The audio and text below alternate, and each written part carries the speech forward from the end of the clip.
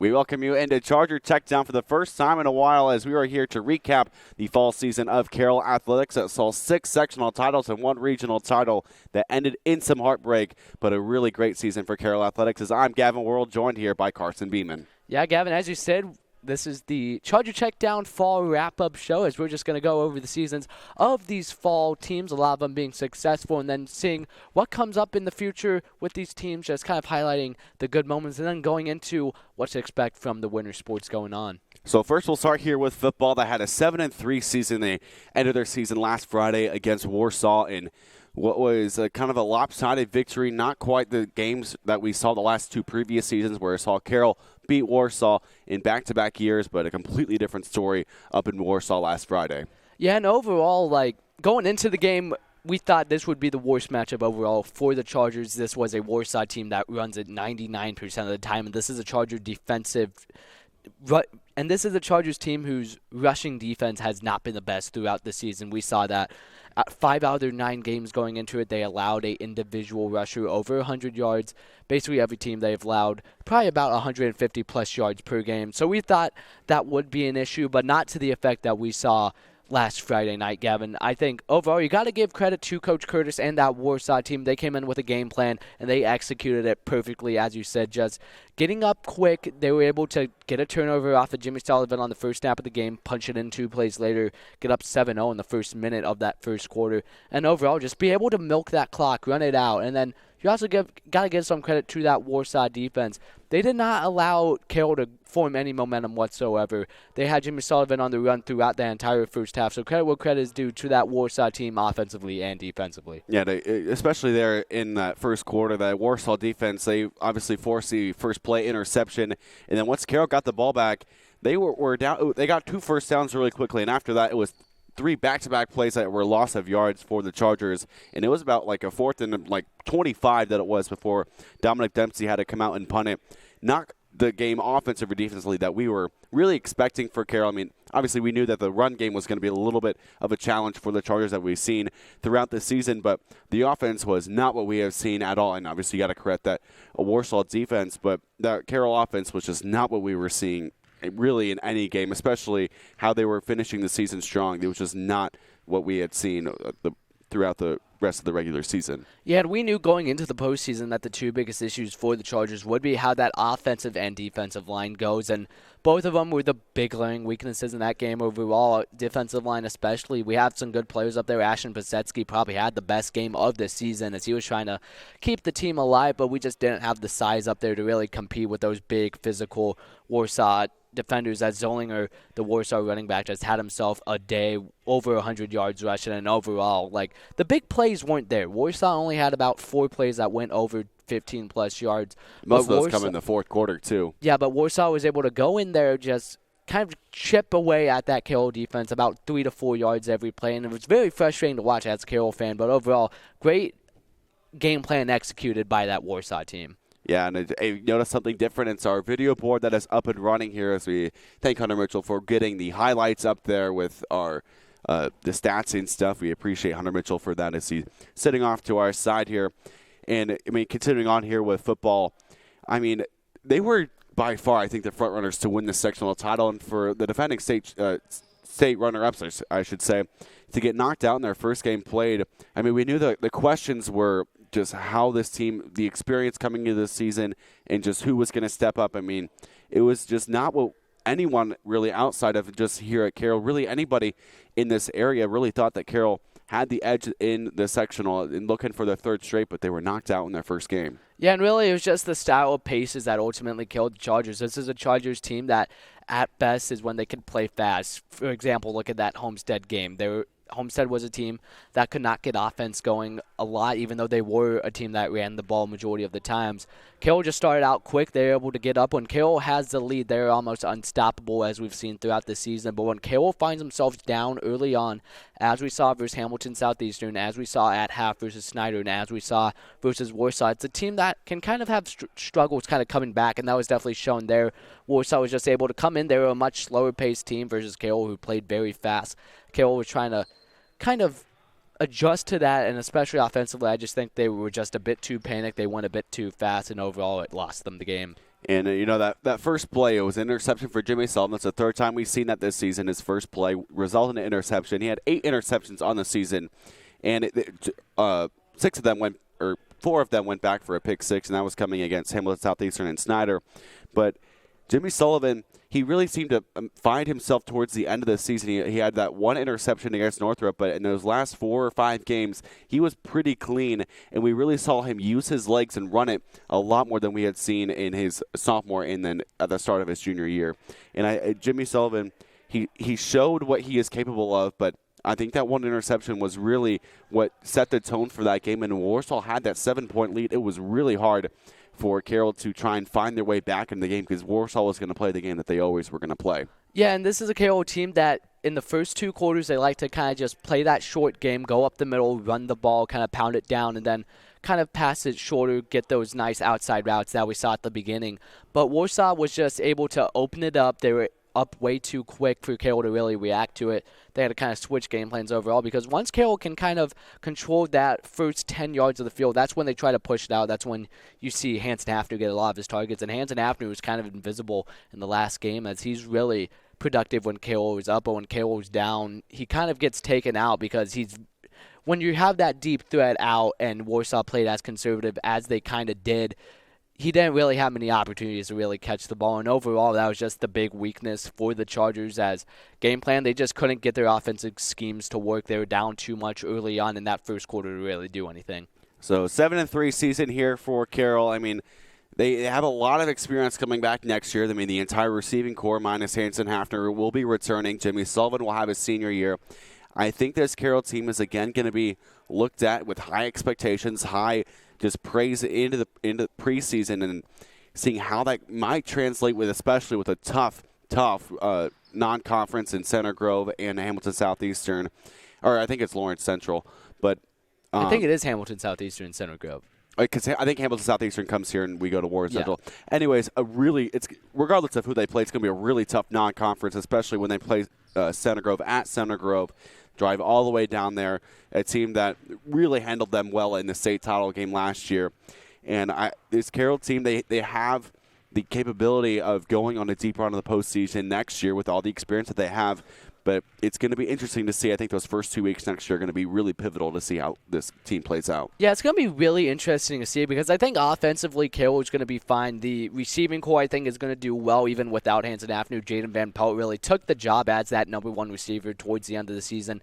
Mason Bogman did a good job being that big physical threat. And then Brady Road kind of showed out there in that latter half of the season there at tight end. I expect him to have a big year coming in next year. I think overall, the offensive line is going to be much more matured. It's going to be a much more older line than we saw this year. A lot of more inexperienced juniors and sophomores there playing. They're going to be much comfortable, much more communication, which was kind of the big issue beginning to kind of start off the year.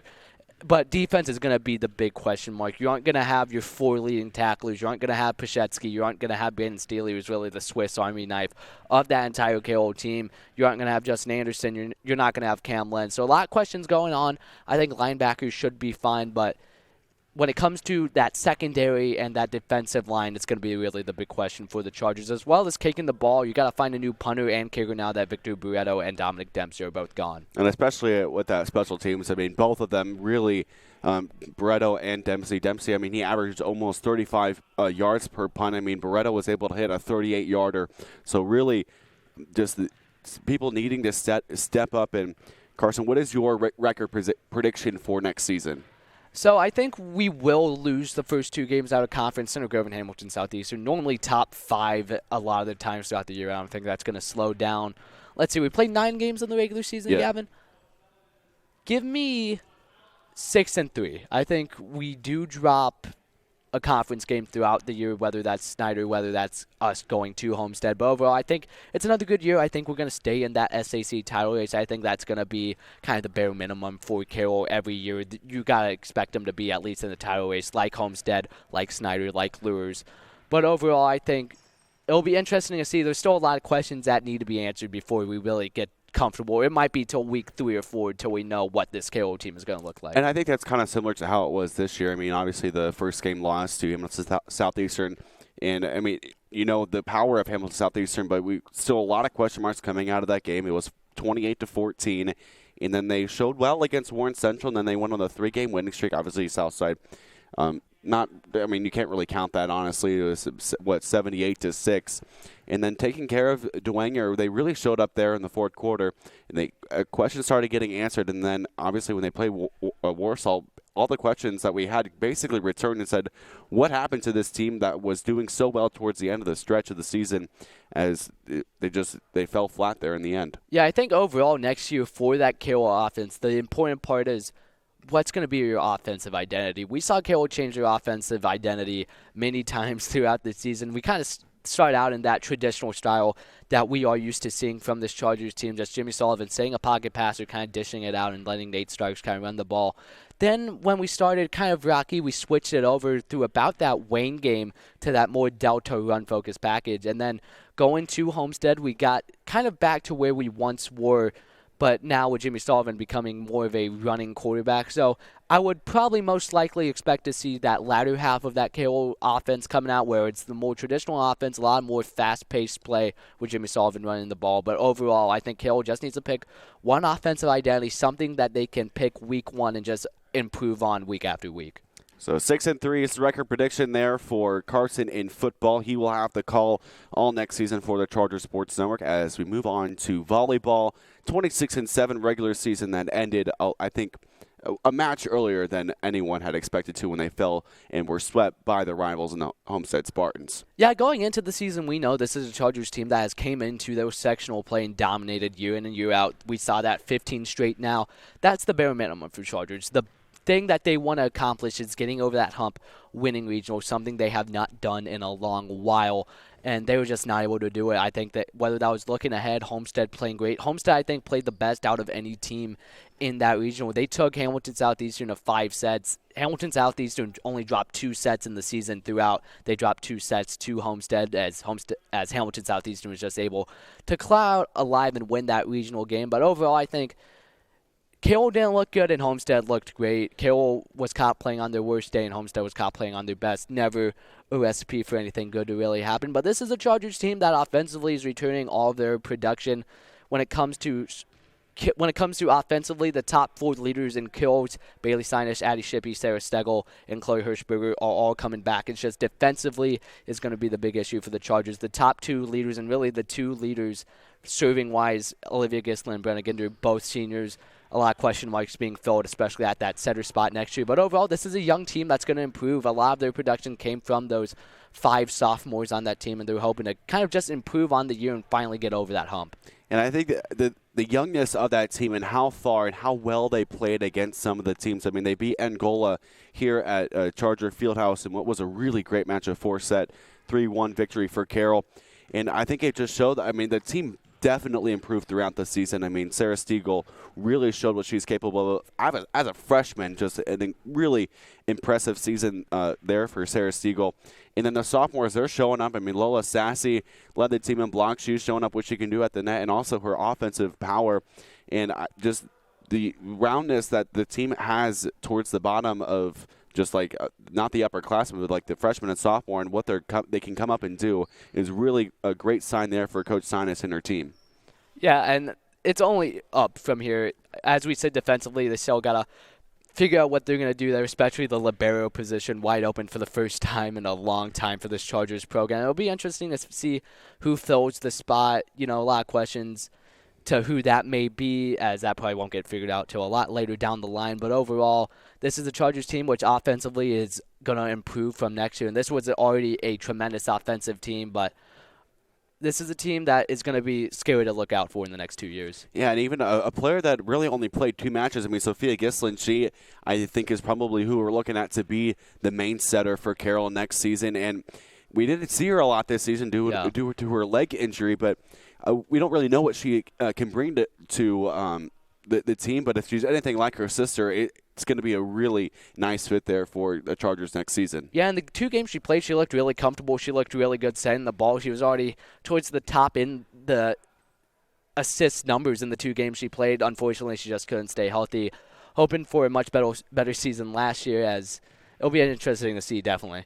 So 26-7 for the Chargers in volleyball this season, ending in their 15th straight sectional title before losing to Homestead in the regional semifinal. And unfortunately for Carroll, they are fed into the regional that leads into the Hamilton Southeastern Royals, which have just been the powerhouse in the last 2 seasons, and they are going on to state this weekend to try and win back-to-back state titles. Yeah, that's always a tough draw. As we said, Hamilton Southeastern, usually the best team in the state the last couple of years. But this is a Carroll team that also is looking to be top 10 in the state going on to next season. They hovered around that throughout. They're trying to improve. But, yeah, Hamilton Southeastern, having to play them every year, definitely a challenge. But, hey, you're going to have to play them no matter what if you want to win state. So just trying to get there early. They played them earlier in the season. That was probably the best game Carroll played. They took them down to the wire every single set, was not able to take a set from them, unfortunately. But this is a Carroll team that when they play top competition, they've been able to kind of go in there and hold their own. They only swept 3 times throughout the season, that being to Hamilton Southeastern and Belmont, really the 2 top teams in the state, many people would say, and then to Homestead in that just disaster of a game that ended their season. As the Royals will play Castle, or I think it's Newcastle this Saturday in Worthen Arena. As Hunter's giving me a head no, as I'm just looking at Max Preps there. But the Royals will try and win their back-to-back state titles after they swept LaPorte. And really, I mean, Homestead almost beat them, honestly. If just in that 5th set, I mean, Homestead just had a bad start to it. But Homestead really played well against the Royals, as Royals will try and win back-to-back state titles as we move on here to SOC. Both teams that ended the same way in back-to-back years, both teams losing to Noblesville in penalty kicks for both sides. Just heartbreaking losses there. I know the girls, Noblesville missed their first 3 penalty kicks. Carroll just had to make 1, and they could not, and they lost in that match. Noblesville, I believe, went on to win state this past weekend for girls soccer, but starting both Noblesville teams did win I think state. Both Noblesville teams at least made state. I think both of them might have won. But starting here with the boys soccer, we know we saw them a couple times out there at Charger Field. And a little bit of a rough start to the season. They started 2-2, but they won 16 straight after that. Yeah, and this was a Chargers team that going in was kind of an open book. We didn't know what they were going to look like. A lot of seniors left last year. But the captains, Trey Thayard, Derek Lanning, were able to get the team kind of over the hump, playing really good soccer, especially towards that latter half of the season. Offensively, they struggled throughout, but they were able to just play that good defense and just be able to stay alive in games. Yeah, and that's really, I think, the biggest question mark for next season at least. There was 9 seniors on this team for Carroll, and who is going to step up and fill those positions? I mean, and all those 9 seniors, they played a lot of minutes there for Carroll, so who can come up and try and fill those shoes for Carroll? And I mean, honestly, on the same side for the girls soccer too, they had 9 seniors on that team too, and Carroll, a 16-3-2 record, a really, really strong season. They beat the number 1 team nationally ranked in the Royals, and the Royals lost in their sectional game, so who ranked number 1. And I think, honestly, after they lost, the Carroll kind of fell off the face of the earth, but a really strong season there for Carroll's girls soccer. Yeah, overall, this, as we said time and time again, when you play Carroll sports, you're expected to win the sectional every year. It's not shocking when we have a team that wins sectional. That's kind of the bare minimum, but able to just get the job done, be able to just go and win that sectional as they did pretty dominantly for both of the teams. Just trying, as we said for volleyball, just trying to get over that hump, going to past regionals, going to semi-state, going to state, really the big question for these Chargers programs. And it looks like Carroll, they scored 80 goals and were only scored against 13, which is just an incredible number when you think about it. I mean, Rachel Bova in the net was pretty dominant the entire season. She was just able to find those balls when really no other goalie that at least we saw really had a chance at. As another great season there for Carroll's girls soccer. As we move on here to tennis. And the tennis, a heartbreaking season ended when they lost to Leo here at Carroll High School in the sectionals, but Jackson Sparks and Connor Gibson were able to move on to the state finals, and they lost in the semifinal match, but a strong season for that duo. Yeah, I'm Jackson Sparks and Connor Gibson. The duo to make state, something that doesn't happen a lot individually, very hard to in Indiana for tennis, but they were able to get it done. They won their first game in the quarterfinals, just was not able to get it done versus Homestead, who eventually won state for double. So overall, a good season there for Sparks and Gibson. A lot to hang your hat on there. As we move on to women's golf, they went on to state, sent 5 players to state. Taylor Larkins and Marissa Guru were all state. They also won sectionals, won 6 sectionals for Carroll this fall season. A really strong season for women's golf, and I think the first time in at least a long time that Carroll has sent 5 girls to state. So Carroll's girls golf on the up and up. Yeah, once again, another great program here at Carroll. Just having another good season. As we said, they were able to win sectional, as has most of the teams here in the fall. As just another good season to hang your hat on. Still trying to do a bit better in state. They seem to be improving year in and year out, though, but just a lot of questions, a lot of seniors leaving that team. Be interesting to see who steps up in their place. And the other sectional that we have not mentioned is Unified Flag Football won the sectional title before falling to the eventual state runner-ups in the DeKalb Barons a couple of weeks ago. So a nice season there for Unified Flag Football. As we move on to looking ahead here at the winter season, we'll start here with girls basketball. We'll see them here at home on November 14th in a couple of weeks. In a season that I think just a similar story to really most of the fall seasons thus far, just question marks around these teams. What is this Carroll team? What are you looking at this Carroll team to do for this fall or the winter season, I should say? I think many people know going into the season it's going to be more of a quote-unquote rebuilding year for the Chargers. They're playing in another tough sectional. You got Snyder, you got Northrop you have to go against, which are going to be the 2 top teams in the area once again, along with Homestead. So overall, I'm not looking for wins. I'm looking to see who steps up in their place. We don't have Taylor Fordyce. We don't have Kayla Gibbs, 2 of the best players to play for this program, as they are on to better things. They're at the NAIA level. But overall, just trying to see who steps up in that scoring. We're still trying to see who the leading scorer is. Jersey Paul, Lily George, still trying to figure that out, who will take that place. And then trying to find that point guard position will definitely be the big question. Carroll not really having a true point guard so far. It'd be interesting to see who steps up. So overall, I'm just looking for improvement from this team. As the Chargers will open their season next Tuesday on the road against Angola. As we move on here to boys basketball, in which will be Ryan Abbott's 3rd season here with Carroll. A 12-10 record last year, coming off a 2-20 season a year prior to that. So boys basketball here at Carroll on the up and up underneath Ryan Abbott, and looking for another strong season here. Yeah, and this is a team with a lot of roster turnaround. You don't have Andrew Sinus, you don't have Charlie Rudolph, you don't have the Truesdale twins anymore. But this is a team that is going to be deep. This is a team I believe is going to be really good to play. We've got, of course, got the seniors, the Bowling Green commit, Jackson Partner. You got Cannon Hauser, who's going to be playing at Grace. Just a lot of good seniors in that role. Those 2 are going to be probably the leading scorers.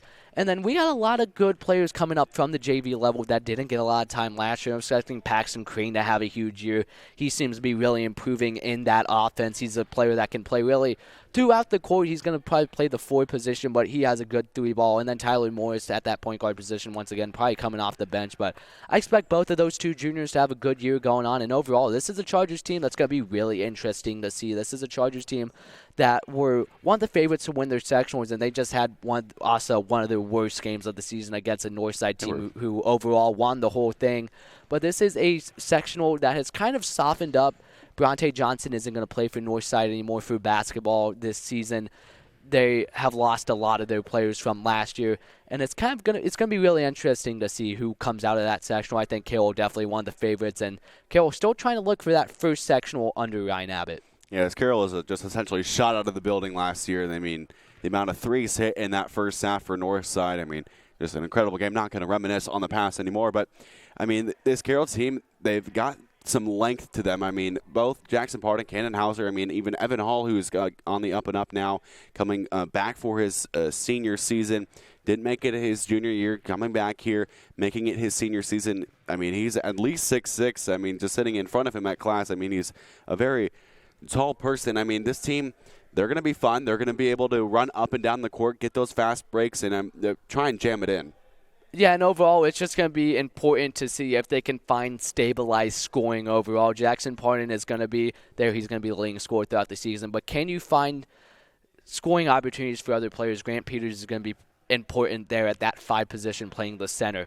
It's going to be very important to see. This is kind of not a make or break, but a very important season for Ryan Abbott. He feels like he finally has his team where he wants them to be after that kind of rough rebuilding year in his first year. And then a year last year where Carroll started off in a good place. They lost 3 straight conference games to only 1 possession on last-second plays, as that Stratton Fuller shot still haunts a lot of us here. But just trying to kind of go up in the conference. This is a Carroll team that has not really been at the top of the SAC in a long time, in a couple of years. They're trying to get back into that place. I believe they will. But overall, just a big make-or-break season. Ryan Abbott feels like he finally has the guys where he wants them to be and playing at the pace that he wants them to play at. How many games above 500 do you think Carroll is going to end up with at the end of the season? I can definitely see them about 6 to 9 over 500. I think they're going to be a good team. I think they're definitely going to have a winning record towards the end of the season. Hunter's saying 6. So. Hunter's saying 6.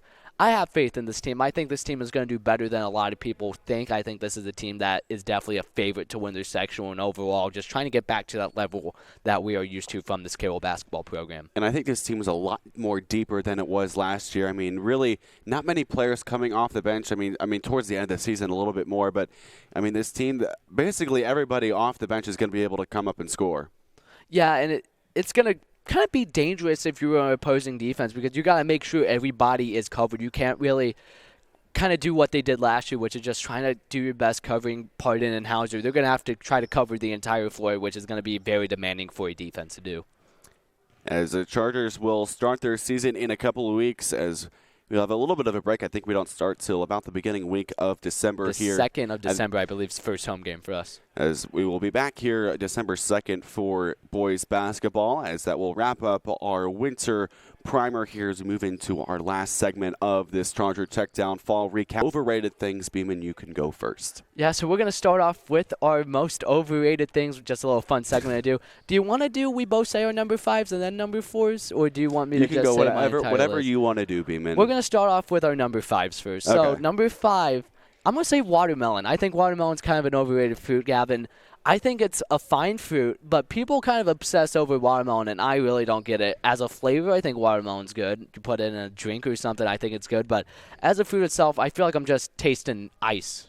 And I think my number 5 has got to be Twizzlers. Twizzlers are, I think, are the grossest thing that could possibly ever be put in your mouth. It's basically just wax that you're just inhaling. I don't know why people enjoy putting that in their mouth. You gotta get the pull-apart Twizzlers, though. No, not the heart. The heart Twizzlers aren't good, but if you get the pull-apart ones, the pull-apart ones are fine. No Twizzlers. No licorice. Honestly, no nothing. Hunter agrees with me, so if Hunter says it's right, then I must be right. You can move on to your number 4. I guess so. Number 4. This is gonna make a lot of people mad. I think the rest of my list is really gonna make a lot of people mad. Gavin already commented on this off screen. Milk. I don't get it. Why do people like just base milk? I think it's okay. Do you not like to get your own calcium? Well, I do, you like to but build like your bones? there's better ways to drink milk. I'm not even lactose intolerant. I'm fine with lactose. Chocolate milk's great. Love chocolate milk, but just base milk, I don't get it. I would rather drink water. I wholeheartedly disagree. Milk is probably one of my favorite drinks, minus, honestly, water. Minus water. Minus water. And milk is basically like 80% water, so you're basically just drinking because water. You're tasting water with a weird texture. It's not weird. It tastes good. You're drinking weird textured water. Okay, we can agree to disagree on that one. And I think my number 4 has got to be candy corn. Candy corn? Honestly, it might even be my number 1. Honestly, I'll put it at 4. But candy corn, it's basically the same thing as Twizzlers. It's just you're eating wax. It's disgusting. I'm a candy corn sympathizer. I think candy corn's of course right. You are. I don't love you always it. just like to be on the other side of everybody. No, I'm not a contrarian. Okay, number 3. I think many high schoolers can agree with this one. Jeans. Not a big fan of jeans. If I'm gonna dress up, I'm gonna wear khakis. I'm gonna wear dress pants. Those are way better options than jeans. There's not a worse feeling than 1, wearing wet jeans if it's raining, or 2, wearing jeans that have been just laying out and are cold. Cold jeans do not feel good. Yeah, I think I can agree with that. I mean, they're a little bit heavy and hard to move around in. And I think my number 3, I mean, as a senior, I absolutely despise senior pictures. I do not like them at all. I don't see the point in them. I mean, I get there for your family to see you, but, I mean, I just don't get. And especially Senior Sunday, you post every Sunday. I don't get it. I mean, as a senior, I mean, I get you're trying to reminisce on your last couple of weeks here in high school, but it's not my thing. I don't know. Someone that likes to kind of glamorize themselves on their Instagram account, and also someone that was forgotten in their family pictures. That's so I can kind of get why photos aren't great. I like dressing up though and taking photos. But I get senior photos. Not though. my Those thing. are kind of just like you have to share them. You feel forced. They're on your freaking graduation cards, and you're just like, not my thing. not my thing. Number 2, this is also going to make a lot of people mad. The most overrated holiday by a landslide, Thanksgiving. Thanksgiving is an overrated holiday. It I depends disagree. how well your family can cook, and no offense to my family, they cannot cook.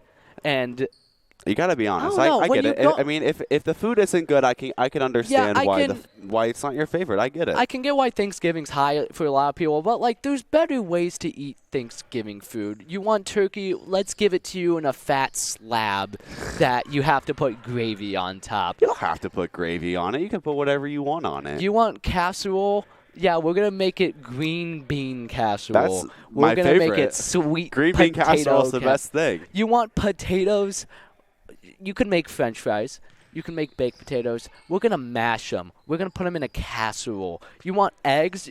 We can't scramble them. We're going to make them deviled and make them a texture nightmare. Thanksgiving. Number 2, you have to stay at your relative's house in uncomfortable clothes. Yeah, there's football, but like 90% of the time the It's bad football is not good. I'm glad the Lions are finally good, but I don't want to watch the Cowboys every Thanksgiving. I can see pros and cons to that. My number 2 is I literally just had it in my mind and I can't think of it.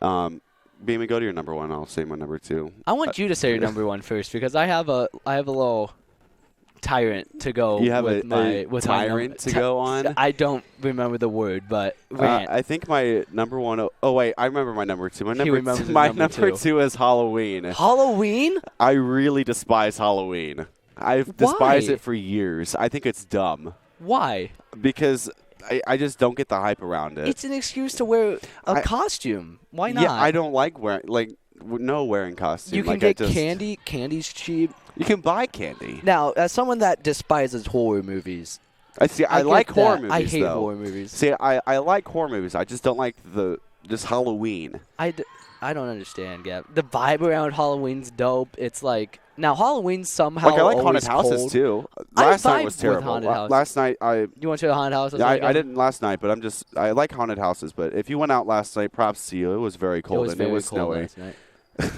So Halloween is not my favorite. Number 1. Oh, we're going back to me. Going back number 1, to you. rap music. Rap music. I hate rap music. It's so bad. I mean, I'm a country music connoisseur, and rap music I think is my least favorite thing that I could ever listen to. I don't think Beeman agrees with me. Why not? Why not, Gavin? I don't. I mean, I guess maybe I'm just being ignorant and I don't understand it, but I just. It sounds cool. And they actually, like, it's not country, which, like, I get down with country. I get down with Morgan Wallen. A little Morgan Luke Wallen Combs. Luke Combs. I'm not going to get into that. He could also be on my list, but Oh, wow. I get down to Morgan Wallen. You know, he goes hard. No rap. Do you not listen to any rap music? No, I don't. Nothing? Not even pop rap or anything like that? No. As someone whose top Spotify Was Kanye? I know was you Kanye the you last listen 2 to years. Kanye. That's controversial. It's not this year. Listen, Good. I've changed to be better. I don't listen to Kanye as much. And then number 1 for me, listen, semi is coming up here at Carroll High School. Semi-formal, big time of the year, getting my ticket tomorrow. Love semi-formal. I think it's great. I love dressing up. Love taking photos. It's a fun time. Promposals need to scale back, guys. You're doing too much. I agree. The expectation for that is a little egregious. It's too much. Like, it makes me not want to go with a date to semi half the time because I'm just like, well, I gotta call up their parents, gotta make sure they're okay with it. I get that part. But then I'm like, okay, now I have to spend money. Come up with something cheesy on a poster. I'm already buying her ticket for $25. I'm already having to I have to go to Walmart, buy a poster, get expo markers. Yeah, It's I not get a it. fun time. They need to scale back on it. I think the perfect promposal, you go up to her in a secluded area, somewhat not maybe in an area where Making there's yourself sound bad here, Beeman. in an area where there's not a lot of people. Make it private. Make it a fun little affair. Get flowers. Be like, hey, semi, it works. I think women would appreciate that more than us being like, I'm going to choreography a 10-minute thing and make 10 minutes? People do 10 minutes? I've seen some That's outrageous. I've seen some homecoming and semi-formal stuff that's just too much. Just make it simple, make it easy, give a girl flowers. Listen, I want flowers given to me, so why wouldn't girls? Just give your date some nice flowers. Say, hey, semi-formal. That's it. Promposals are dumb. The number one most overrated thing, promposals. I'm done here. I think we can agree on our number one. We had to agree to disagree on the rest of the list. But thank you for watching our episode of the Charger Checkdown as our fall recap is done. We will be back on the Charger Sports Network live on the IHSAA TV network on November 14th here at home for girls basketball. So until then, I'm Carson. I'm not Carson Beeman. I'm Gavin Worrel. I'm Carson Beeman. That's Carson Beeman. Thank you, Hunter Mitchell, This for our has production. gone downhill. We will see you on November 14th.